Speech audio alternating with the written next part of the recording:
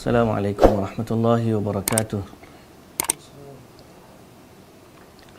Bismillahirrahmanirrahim. Alhamdulillahi rabbil alamin. Wassalatu wassalamu ala asyrafil anbiya'i wal mursalin nabiyina Muhammadin wa ala alihi wa sahbihi ajma'in. Rabbi syrah li sadri wa yassir li amri wahlul 'uqdatan min lisani yafqahu qawli, amma ba'du.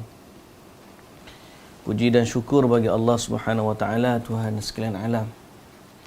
Selawat serta salam atas Nabi kita Muhammad sallallahu alaihi wasallam, juga atas ahli keluarga baginda, para sahabatnya dan para pengikutnya yang setia sehinggalah ke hari kiamat. Alhamdulillah.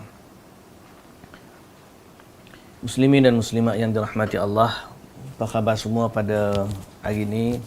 Sahabat-sahabat kita di Telekom, di Bukit Helwa, yang bekerja dari rumah, yang bekerja di pejabat, work from home, work from office, di mana saja anda berada, yang sama-sama mengikuti kuliah kita pada hari ini. Alhamdulillah, kita bersama pada pagi ini ataupun hari ini untuk sambil-sambil waktu rehat kita isi dengan perkara-perkara yang menambahkan ilmu lah bagi kita, insya-Allah, berkaitan dengan agama kita. So hari ni santai-santai kita, rasa macam duduk di pejabat ni, santai-santai lah pula ni, insya-Allah. Sama-sama semua lah yang ada di office, Kak Ida dan rakan-rakan semua. Baik. Hari ni apa? Internet problem.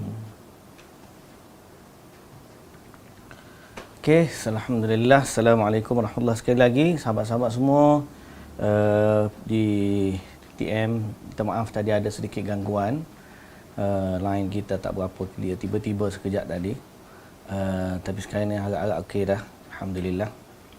So kita sambunglah hari ni, kita nak bicara sambil-sambil kita, mungkin ada yang sedang makan, ada sedang rehat-rehat dekat office. Kita nak baca perkara yang insya-Allah sambil-sambil kita rehat boleh ambil manfaat untuk agama kita. Cerita kita senantiasa dalam buku kita ni lah. Selama kita duk baca buku ni, telah cerita kita ialah tipu daya iblis. Ramai orang sangka tipu daya iblis ni umumnya nak cerita bab tipu daya iblis kepada semua orang lah. Ya, betul lah. Tapi sebenarnya kitab yang kita baca ni tentang orang awam, terhadap tipu daya iblis terhadap kaum wanita, terhadap orang awam, dia duduk di belakang-belakang.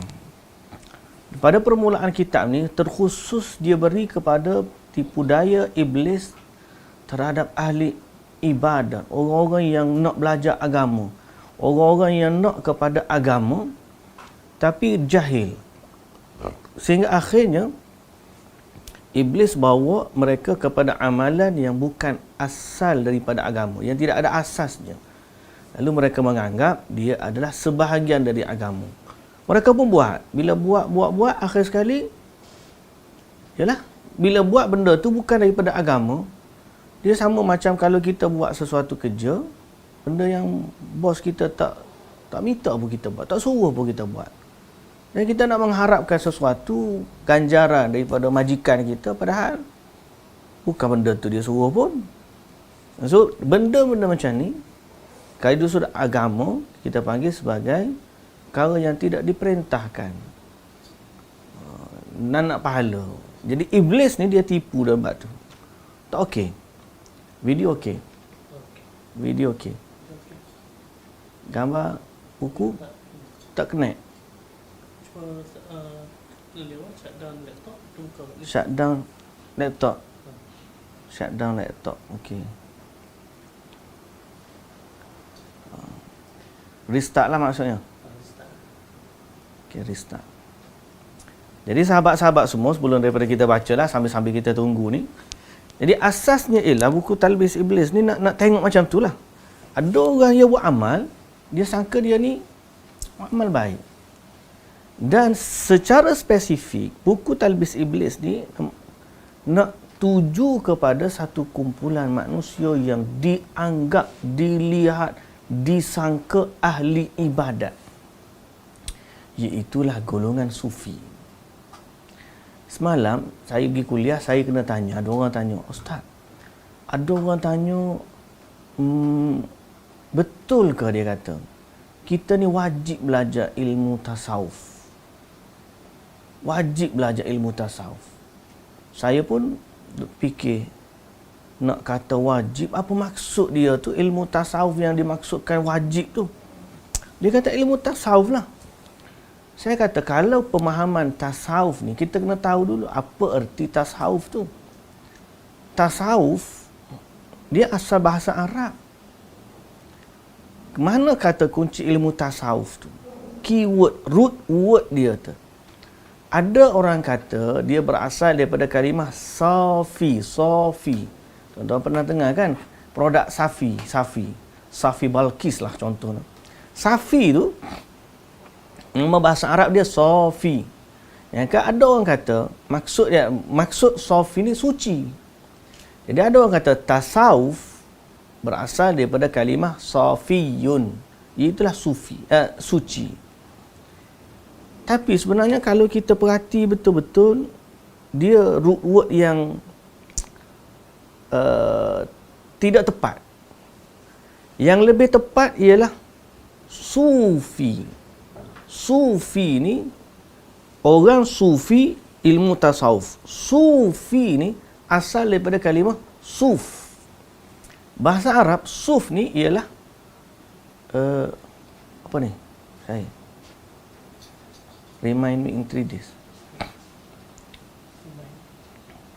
Okay. Bahasa Arab sufi ni asal usul dia bulu, kain bulu. Suf, kulit, bukan kain, kulit, pakaian yang dibuat daripada kulit. Kan pernah dulu kita kata, sebab zaman dulu orang pakai kulit ni orang zuhud. Dia tak ada baju, yang pakai kain kapas, cotton, yang pakai kain lembut, sutra. Yang ni orang-orang kaya. Orang miskin pakai kain bulu keras. Zaman dulu bulu ni disamuk macam tu, lepas tu disarung. Buat keping tu sarung, lepas tu ikat dekat tengah-tengah. Jadi macam Flintstone lah, bahasa kita mudah tak? Jadi macam Flintstone tu. Jadi kenapa dinisbahkan kepada pakai bulu? Sebab nak menampakkan zuhud. So saya kata, kalau itu, apa yang ertinya? Tang mana wajibnya? Kalau setakat ilmu pakaian, ilmu kezuhudan. Dia pun wayak sekali lagi. Tak Ustaz, sebab dia ada dalam grup dia tu, ni orang tanya ni, dia tunjuk mesej saya.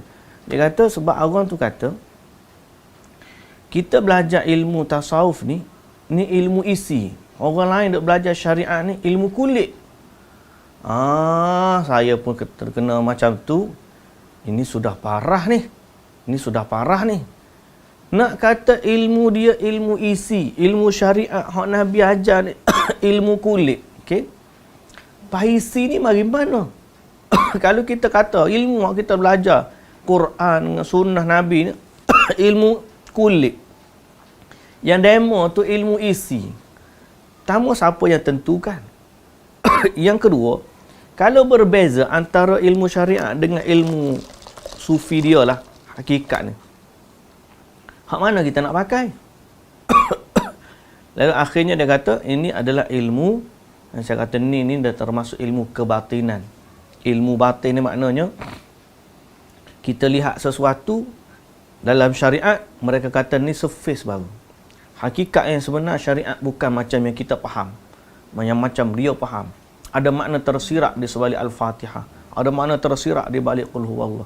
Semua cerita bak tersirat. Saya kata kalau sampai ke macam tu, ini adalah ilmu yang menyimpang, memesongkan kita daripada Al-Quran dan juga As-Sunnah. Jadi tak patutlah kalau seorang tu nak belajar ilmu yang macam tu. Okay? Tak patutlah seorang tu kalau dia nak belajar ilmu yang macam tu, lalu nak dianggap ini adalah ilmu yang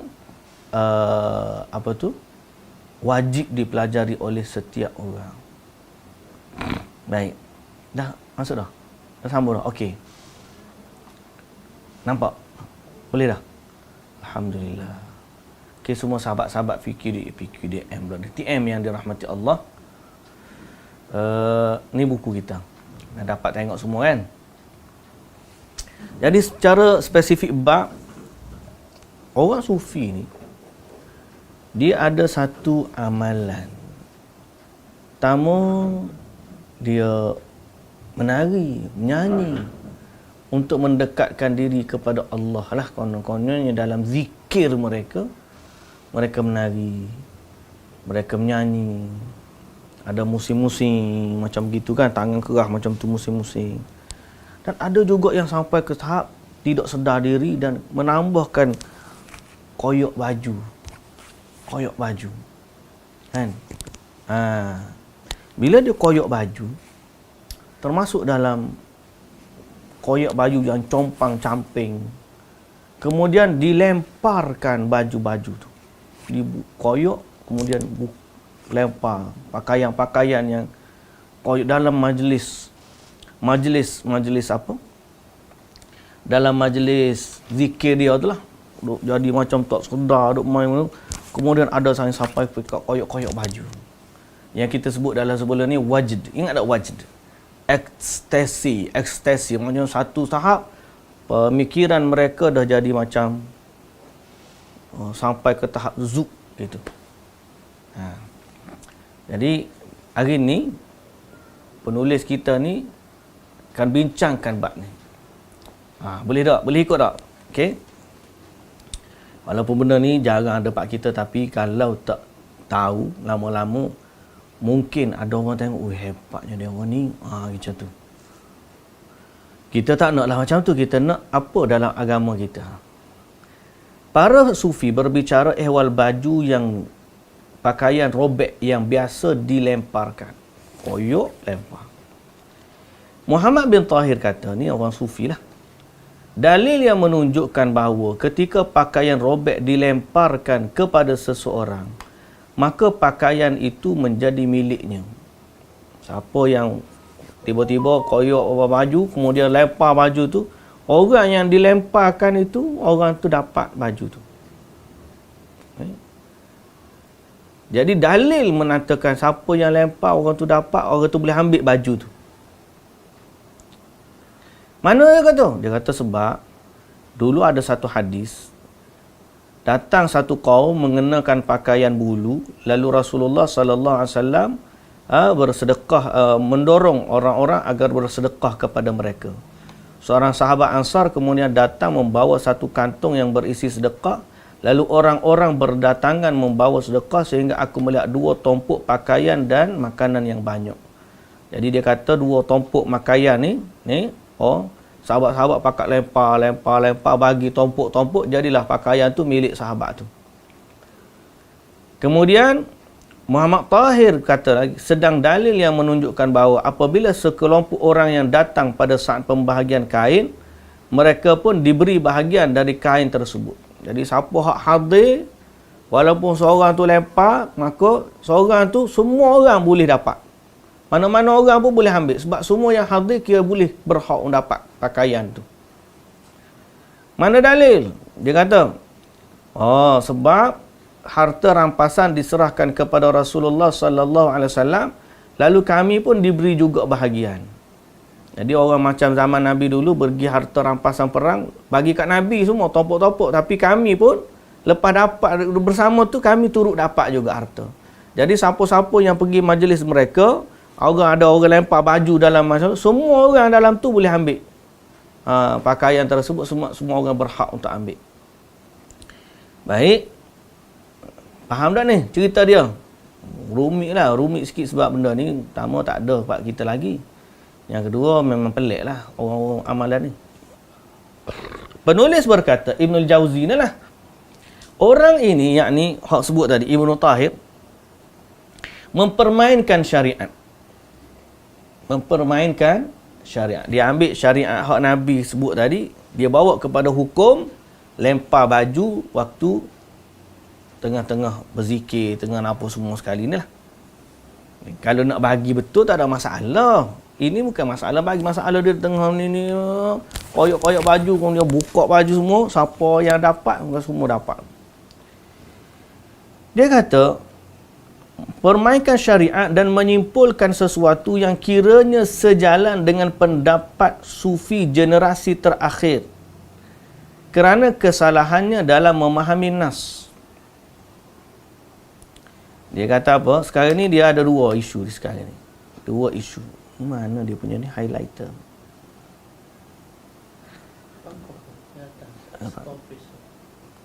Tak pergi. Boleh. Okey.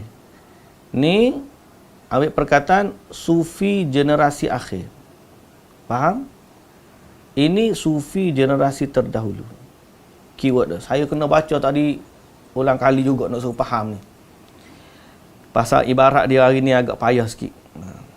Jadi, amalan koyok baju ni, sufi dulu tak buat tau. Sufi zaman lah ni, zaman-zaman terakhir yang buat. Jadi, Ibnu Tahir ni, dia telah guna syariat, dalil dengan cara dia untuk justify amalan sufi terakhir. Yang jenis koyok baju ni. Padahal, amalan ini tidak ada pun dia kata. Kami tidak mendapatinya di kalangan sufi generasi terdahulu. Orang sufi dulu, kalau ngaji sufi ni, tasawuf untuk takut kepada Allah, dia tak akan buat kesimpulan-kesimpulan. Kutip-kutip bab agama ni ikut selera dia sendiri sebab dia hujah dia nak buat untuk dia. Saya katakan dalam jawapan semalam, saya kata, kalau sekadar nak menyucikan jiwa kita belajar tasawuf ni lah, sahabat-sahabat kita di TM dan semualah. Kata belajar tasawuf ni tujuan nak menyucikan jiwa. Betul tak? Kita nak zuhud, tak nak kepada dunia, tak nak kepada harta, tak nak kepada syuhrah, begini. Kerana atas asasnya, kita tak nak kepada dunia, kita hanya takut kepada Allah Subhanahu Wa Taala. Tapi tidakkah ketakutan yang paling besar kepada Allah ialah apabila kita berwenang-wenang dalam syariat Allah. Benda Tuhan tak kata, kita tiba-tiba kita kata. Benda Tuhan tak suruh, tiba-tiba kita pergi buat. Seolah-olah kita ni boleh buat syariat baru. Apakah ini sifat takut kepada Allah? Inilah sebenar tak takut kepada Allah ni. Orang yang takut kepada Allah, dia akan buat sesuai dengan wahyu Allah Ta'ala. Quran kata dia buat. Hadis dia kata, pasal apa? Ni wahyu. Tiba-tiba dia dalam bab agama buat sewana ikut hawa nafsu je. Duk joget, duk nyanyi, duk begini dalam soal agama. Masalah joget, kalau orang joget di konsert liar tu, memang kita tahu dah tu perbuatan maksiat. Ini konsert yang dibuat atas nama agama. Apakah ini rasa takut kepada Allah? Wahai orang-orang yang rasa hati dia lembut dengan amalan tasawuf. Duduk berzikir, kalau kita tengok sampai selawatan di Indonesia tu sampai pekat macam konsert campur laki perempuan. Selawat tu mainan buluk je, tapi sebenarnya joget, muzik, dansa, lampu.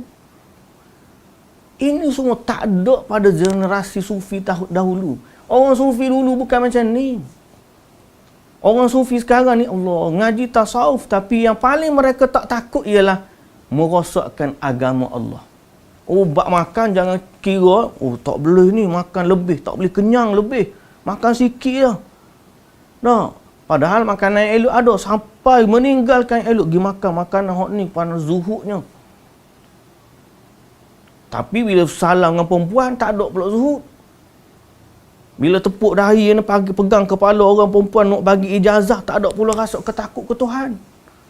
Jadi mana penyucian jiwanya? Orang yang paling suci jiwa, orang yang paling takut kepada Allah. Bila takut kepada Allah, perkara paling utama ialah berkaitan dengan syariat Allah.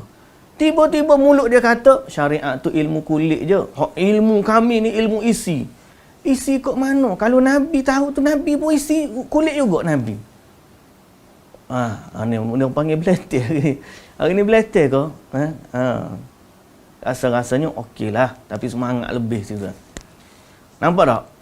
Penjelasan kekeliruan penyimpulan Ibnu Tahir di atas itu sebagai berikut. Jika orang yang merobek pakaian lantas melemparkannya itu berada dalam keadaan sedar, sejatinya dia tidak akan melakukan perkara ini. Jika dalam keadaan tak sedar, maka dia tidak berhak melakukan tindakan yang dilegalkan syariat, seperti hibah atau memberi sesuatu. Baik, kalau kita nak bahas, orang tu tiba-tiba koyok baju, kemudian lempar baju dia bagi kepada orang. Kita kata dua benda. Pertama, kalau orang tu dia dalam keadaan sedar, waras, sedar. Orang yang sedar, hukum agama tak bagi kita koyok baju kita, rosak-rosakkan. Merosakkan harta benda ni tidak dibenarkan dalam syariat. Jadi kalau dia sedar, tak boleh. Dia bukan sedar, dia masa tu dalam keadaan tak sedar, dalam keadaan tak waras. Kalau dia kata tak waras, hukum ambil baju orang tu tak boleh pula. Pasal apa? Mana boleh orang yang tak sedar memberikan sesuatu hadiah? Dia tak valid tindakan hadiah masa tu. Orang tak sedar tidak boleh memberi hibah harta dia kepada orang, tak boleh. Jadi dalam dua-dua keadaan jadi tak kena berlaku. Tapi nak legalkan sebenarnya asasnya demo ni dia nak suka-suka nafsu dia suruh gini duk pusing-pusing.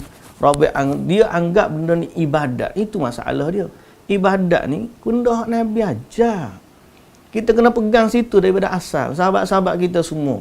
Ini sampling kita je, sampling bab amalan orang sufi ni. Tapi asasnya dalam kehidupan kita semua. Bila kita nak faham, nama ibadat ni mesti hak Nabi ajar. Ini kalau kita kena faham macam tu. Nama ibadat ni mesti hak Nabi ajar. Faham? Demikian pula dengan klaim kaum ini bahawa pakaian yang dirobek dan dibuang itu sebagai sesuatu yang jatuh dari seseorang tanpa dia tidak sedari. Oh, dia kata, ni bukan masalah dia hibah. Dia kira macam pakaian tu jatuh daripada dia dalam keadaan dia tak sedar. Okey? Dalam keadaan dia tak sedar. Baik, kalau benda tu dianggap sebagai barang jatuh, kalau memang demikian, maka tak seorang pun boleh memiliki apa yang dilemparkan. Kenapa tak? Kalau pergi ke kanan tak kena, pergi ke kiri. Dia kata tak. Macam benda ni kalau kira anggap macam pakaian jatuh lah. Orang kutip maka boleh. Kalau pakaian jatuh, seorang pun tak boleh kutip. Kita kena ngaji dalam bab agama dipanggil luqatah. Hukum barang orang jatuh atau orang hilang. Kita kena iklan dulu barang. Oh, siapa ni? Siapa ni? Milik siapa ni? Bukan kita, orang jatuh ya, ambil kutip. Oh, kalau gitu, duit orang jatuh, kita bakal pergi ambil lah ke? Tak? Namun, kalau dia melemparkan pakaian itu dalam keadaan sedar, namun tidak ditujukan untuk seseorang, maka tidak ada alasan bagi orang lain untuk memilikinya. Lagi, jika seorang sufi melemparkan pakaian kepada orang yang bernyanyi, dia tengah nyanyi, orang depan tu duk qasidah, duk gapo, orang pun koyok, ambil koyok baju apa melempar kepada kawan tu. Dia kata, kalau pun orang tu dia kata hukum bagilah. Tak boleh juga. Pasal apa? Kerana pemilikan hanya sah melalui akad syar'i. Lempar gitu bukan cara pemilikan. Anggaplah orang sufi yang melemparkan pakaian itu memang ingin memberikan pakaiannya kepada penyanyi. Tapi mengapa orang lain yang justru melakukan tindakan terhadap pakaian tersebut? Parahnya saat orang lain yang bertindak menyambut pakaian yang dilemparkan itu, mereka segera merobek-robeknya. Jadi bila dah orang lempar baju, dia pakai pegang, koyok habis baju. Allahu Akbar. Agama ke macam ni tuan-tuan? Ya salam, ya salam, ya salam, ya Allah. Bagilah hidayah kepada kita ni supaya beragama mengikut panduan syariat Al-Quran dan As-Sunnah Nabi. Tuan-tuan, tindakan merobek pakaian ni tidak dibolehkan kerana dua alasan. Nombor satu, koyok baju hok lempar-lempar tu tak boleh, haram. Sebab apa? Koyok baju orang. Tapi dia bagi koyok baju orang. Dia lempar tu kan, duk bergubuk, dalam mengaji qasidah tu. Pertama, dia koyok baju yang bukan milik dia. Yang kedua, menyia-nyiakan harta. Dua alasan ni agama tak bagi belaka. Lantas apa alasan memberi bahagian kepada orang yang tidak hadir? Ni kalau orang yang hadir. Kalau orang tak hadir, lagilah masalah dia. Baik. Mengenai hadis Abu Musa, para ulama sahabat Al-Khattabi mengutarakan, mungkin Rasulullah sallallahu alaihi wasallam memberinya, yakni orang muslimin yang tidak ikut berperang, bahagian dari rampasan perang atas kerelaan seluruh pasukan yang turut berperang saat itu, lalu baginda mengambilnya dari jatah 1/5 yang merupakan hak beliau. Tapi menurut pendapat kalangan sufi, baju tersebut diberikan kepada siapa pun yang hadir, yang datang atau hadir di sana. Pendapat ini menyimpang dari ijma' kaum muslimin. Aturan yang dibuat sesuai dengan pandangan mereka yang tidak benar. Benar itu menurutku begitu identik dengan hukum-hukum bahirah, saibah, wasilah dan ham buatan kaum jahiliyah. Ibnu Tahir, salah seorang sufi, mengungkapkan, para syekh kami sepakat bahawa pakaian robek, baik pakaian robek dan pakaian utuh tanpa robekkan, semuanya dikumpulkan lalu dibahagikan sesuai pendapat para syekh. Mana kalau lepas daripada majlis tu, baju-baju hak dilempar-lempar tu kutip belaka. Bila kutip belaka, mereka berhujah dengan perkataan Umar, rampasan perang itu untuk siapa yang mengikuti peperangan. Dia anggap macam harta tu harta rampasan perang. Pelik sebenarnya mana ni. Ni ambil hukum nak suruh bagi, kena nak bagi ambil hukum rampasan perang. Tu bukan rampasan perang. Pelik tu. Ni sebab justify. Benda nak buat untuk asal boleh, guna dalil. Padahal dalil ni dipanggil qiyas ma'al farik. Dalil tempat lain. Dalil rampasan perang. Baju ni bukan rampasan, tapi ambil hukum tu gila letak sini nak justify amalan dia. Mengarut ni. Inilah talbis iblis. Tapi nampak geng-geng buat pakai jubah, pakai serban, nampak orang warak, orang sufi dan sebagainya. Orang yang tak belajar agama tertipu lah. Ni talbis iblis ni. Baik, namun syekh kami Abu Ismail Al-Ansari tidak sependapat dengan mereka. Dia membagi pakaian kepada dua bagian. Yang robek dibahagikan kepada semua orang, yang tidak robek diserahkan kepada penyanyi. Orang panggil hak ni bagus, pandai juga. Koyak tu bagi ke orang semua. Hak tak koyak bagi pada penyanyi. Syekh Abu Ismail berhujah, kita kata asalnya amalan koyak baju tu sendiri pun, lepas-lepas baju pun tak ada dalam agama kita. Kena faham Syekh Abu Ismail berhujah dengan hadis Salamah bahawasanya Nabi sallallahu alaihi wasallam bertanya, siapa yang membunuh orang itu? Orang menjawab, Salamah bin Al-Aqwa'. Baginda bersabda, seluruh barang bawaan orang yang terbunuh itu untuknya, iaitu Salamah bin Al-Aqwa'. Dengan kata lain, pembunuhan dilakukan oleh penyanyi pada perkara ini sehingga seluruh barang bawaan orang yang terbunuh itu menjadi miliknya. Ya Allahu Akbar. Pening. Saya tuan-tuan kalau baca ni tak faham. Saya baca 2-3 kali tadi nak suruh faham.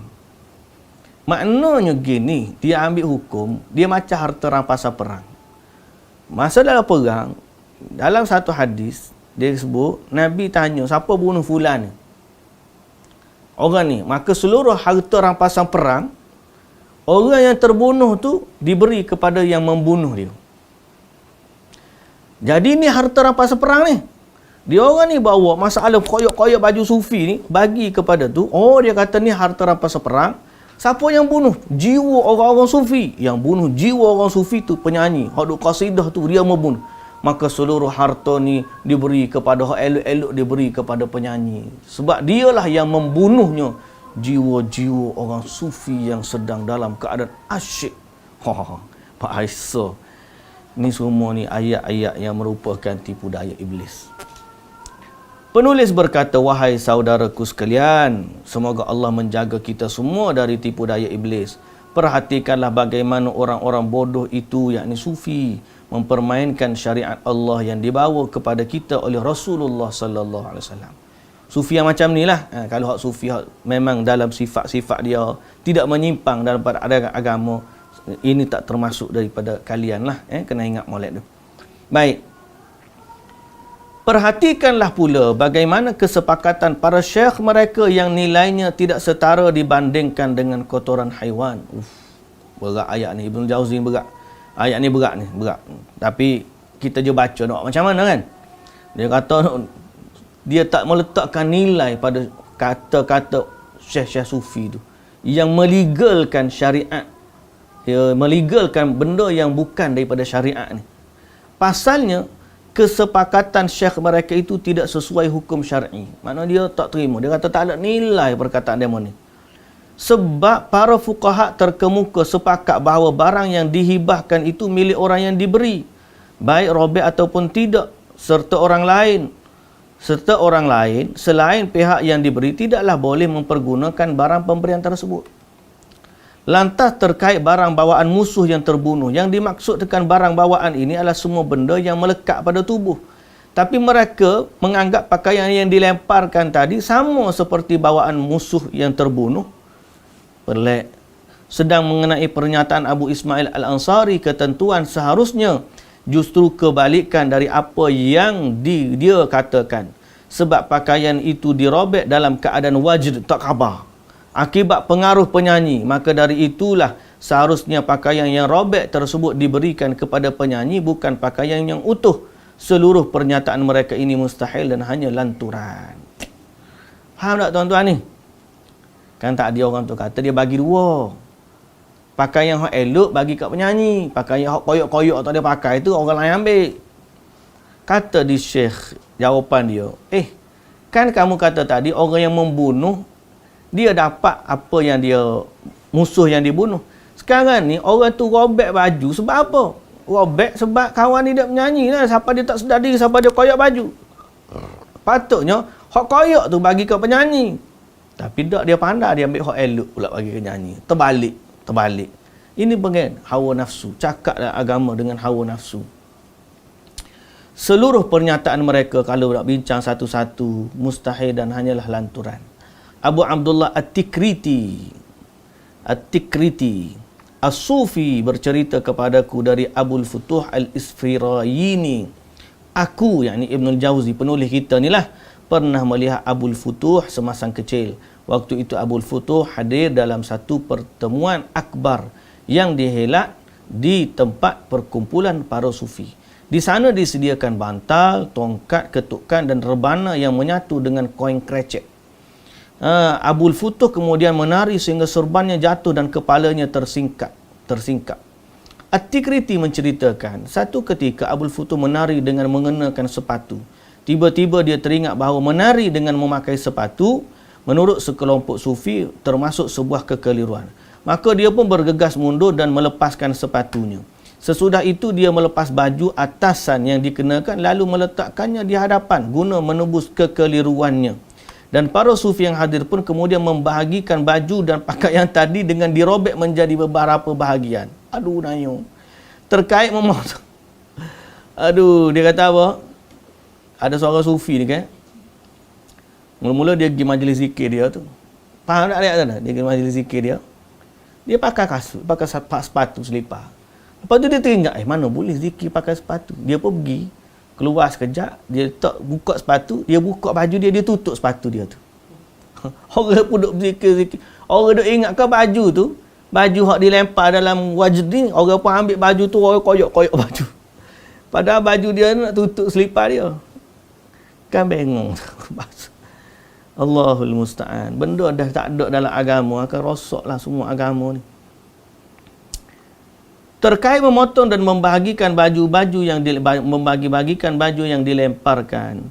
Semua sudah kami jelaskan sebelumnya bahawa apabila si pemilik baju melemparkan baju pada si penyanyi, maka ia tidak serta-merta boleh mengalihkan hak miliknya kepada penyanyi sebelum menyerahkannya secara rasmi. Namun setelah si pemilik menyerahkan baju kepada sang penyanyi, mengapakah justru orang lain yang melakukan tindakan yakni merobek baju tersebut? Aku pernah menyaksikan seorang sufi di kalangan mereka merobek-robek baju lantas membahagi-bahagikannya sambil mengatakan robekkan baju ini bisa dimanfaatkan dan tindakan kami ini bukan bahagian kelalaian. Dia kata koyok baju kan orang tuan-tuan kita kena bahas keseluruhan. Jangan sufi buat macam ni. Sebab orang sufi dulu yang sekarang ni lain lagi. Dulu kan dia suka pakai pakaian compang-camping. Khirqah ni baju yang tampalan. Dia ambil baju tampal situ, tampal sini. Tanda kezuhudan. Jadi amalan dia robek koyok baju ni, dia ambil dia buat tampalan lah. Jadi orang kata, tak boleh ambil orang koyok-koyok ni. Dia kata, dok, koyakkan ni, kain perca ni kita boleh manfaatkan. Dan ini bukan kelalaian. Jadi dia kata, Ibn Jauzi kata, justru itulah yang disebut kelalaian. Aku pernah melihat seorang syekh yang lain menyatakan, aku merobek baju di negeriku, lalu seorang mendapat bahagian darinya, lantas dia gunakan untuk membuat wadah yang kemudian dijual seharga 5 dinar. Oh, dia kata, ada manfaat. Pasal apa? Ada seorang tu, dia koyok baju, hasil daripada koyok tu, dia pergi buat satu bekas, dijual pula bekas hot syekh Wajdi gini. Harga dia 1,000 dinar. Allah. Ni macam ada satu geng tu, dia jual peluh syekh. Orang kata syekh gini boleh. Kalau gitu kita boleh buat amalan zikir siapa peluh syekh tu dia ambil titik buat dalam tin. Air yang ada peluh syekh. Mengong sebenarnya orang sufi nak minum lagu tu. Aku berkata kepadanya, syariat tidak membolehkan praktik kebodohan semacam ini. Saya kata tadi ada jual air peluh syekh tu, sungguh bukan nipu-nipu tu. Bukan tipu-tipu. Ada orang jual air peluh syekh dia. Geng sufi tak berat. Jual air peluh syekh dia. Contoh cari dalam internet ada. Yang lebih aneh dari dua syekh ini ialah pernyataan Abu Hamid Al-Ghazali At-Tusi. Dia berkata, mereka boleh merobek baju jika baju dirobek itu ke dalam bentuk segi empat. Sehingga sobekan ini boleh digunakan untuk menampal baju atau juga digunakan sebagai sejadah. Sebab kain terkadang dirobek guna dimanfaatkan sebagai penampal gamis dan ia bunyi bukan menyia-nyiakan harta. Abu Hamid dia siap bagi syarat lagi. Nak justify amalan sufi koyok-koyok baju ni, dia kata kena koyok dalam bentuk empat segi supaya mudah nak tampal. Padahal asas koyok baju tu why? Kenapa kita nak koyok baju? Pakailah baju biasa baik. Zikirlah dalam keadaan tenang, tak sampai duk bengong gitu tu. Aku amat hairan dengan orang yang satu ini. Apa atau bagaimana mungkin perasaan cintanya atas mazhab tasawuf, yakni aliran sufi, menjadikan dirinya menyimpang dari ilmu usul fiqh dan ikatan mazhab syafi'i hanya demi kepentingan peribadi. Selanjutnya, apa maksudnya perkataan segi empat? Bukankah kain yang disobek lalu dipotong panjang pun tetap boleh dimanfaatkan? Lebih dari itu, ketika pakaian dirobek dan dijadikan tali rambut, dia pun bererti memanfaatkannya. Demikian pula dengan pedang. Jika pedang dipatahkan menjadi dua bahagian, tentu yang separuhnya masih boleh bisa dimanfaatkan. Hanya saja syariat lebih memperhatikan manfaat yang sifatnya umum dan menyebut tindakan yang jelas dapat mengurangi manfaatnya dengan istilah merosak. Kerana itulah syariat melarang mematahkan wang dirham, sebab ia dapat mengurangi nilainya. Duit pun kalau kita dengan sebab kita koyak duit, tak boleh guna separuh-separuh, tak boleh. Emas pun kalau kita potong 2 dirham, setengah dirham, tak boleh. Jadi apatah lagi kita nak koyak-koyak benda sehingga rosak. Tidaklah aneh tipuan yang dilakukan iblis terhadap orang-orang bodoh di kalangan kelompok sufi ini, bahkan terhadap fuqaha mereka sekalipun. Ya, maksudnya fuqaha yang lebih memilih bid'ah kaum sufi daripada keputusan milik Imam Ahmad, Imam Asy-Syafi'i, Imam Malik dan juga Imam Ahmad.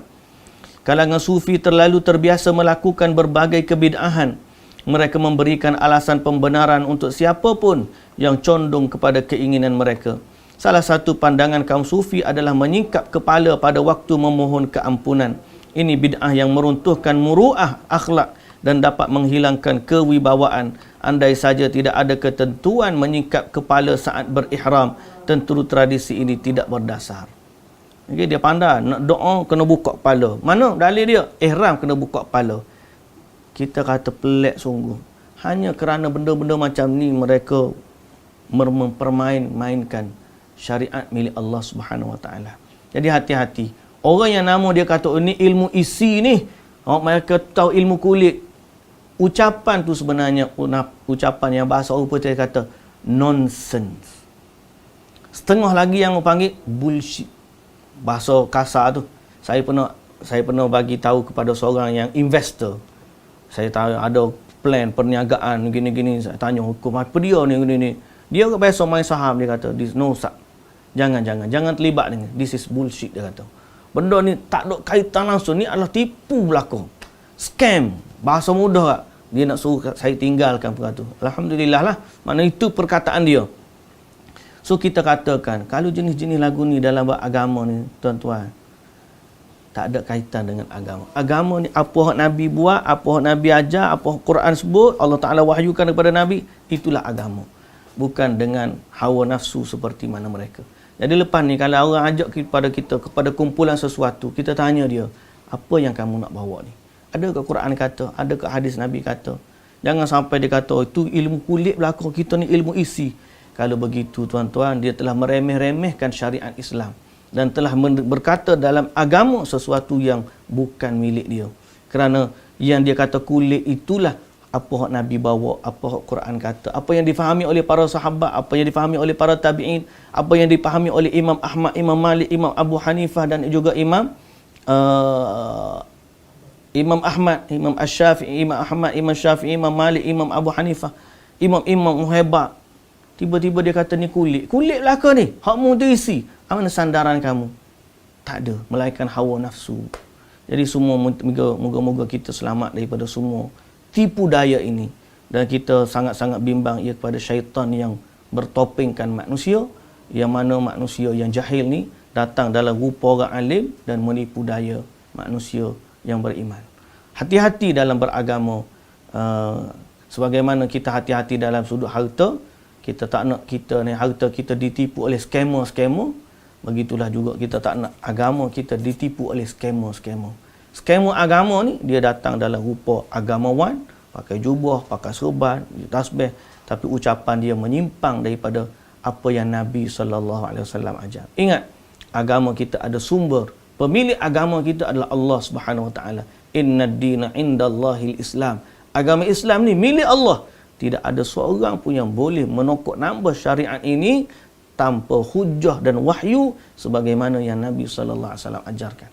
Bila Nabi ajar kepada kita dan Allah endorse hak Nabi ajar, al-yawma akmaltu lakum dinakum wa atmamtu alaikum ni'mati wa raditu lakum al-islam madina.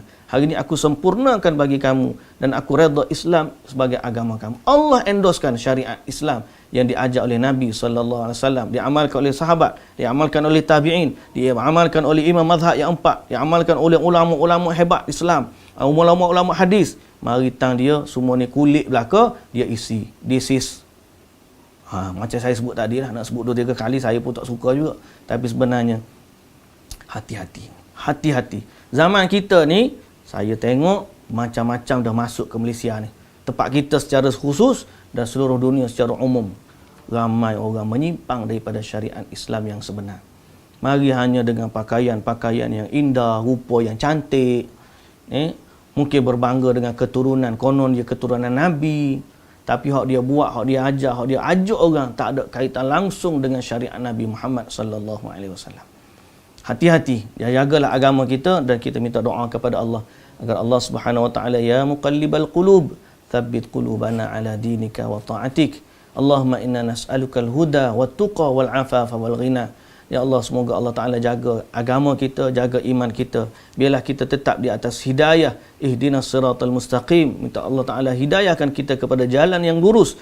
Siratal ladzina an'amta alaihim. Jalan orang-orang yang kau beri nikmat yang sesungguh-sungguhnya, ya Allah. Ghairil maghdubi alaihim waladdallin. Amin. Bukan jalan orang yang engkau murkai dan juga bukan jalan orang-orang yang sesat. InsyaAllah doakan betul-betul agar Allah jaga, dan agama inilah yang kita nak bawa balik bertemu dengan Allah Subhanahu wa taala. Wallahu taala alam. Itulah yang dapat kita sebut pada pagi ini, pada zuhur ni. Sahabat-sahabat di Telekom Malaysia, maafkan agak andai sudah terlebih masa sikit, tapi begitulah nak sempurnakan bab ni supaya kita faham. Wallahu taala alam. Subhanakallahumma wa bihamdika asyhadu an la ilaha illa anta astaghfiruka wa atubu ilaik. Aqulu qawli hadza wa astaghfirullahal azim li wa lakum. Wassalamu alaikum warahmatullahi wabarakatuh.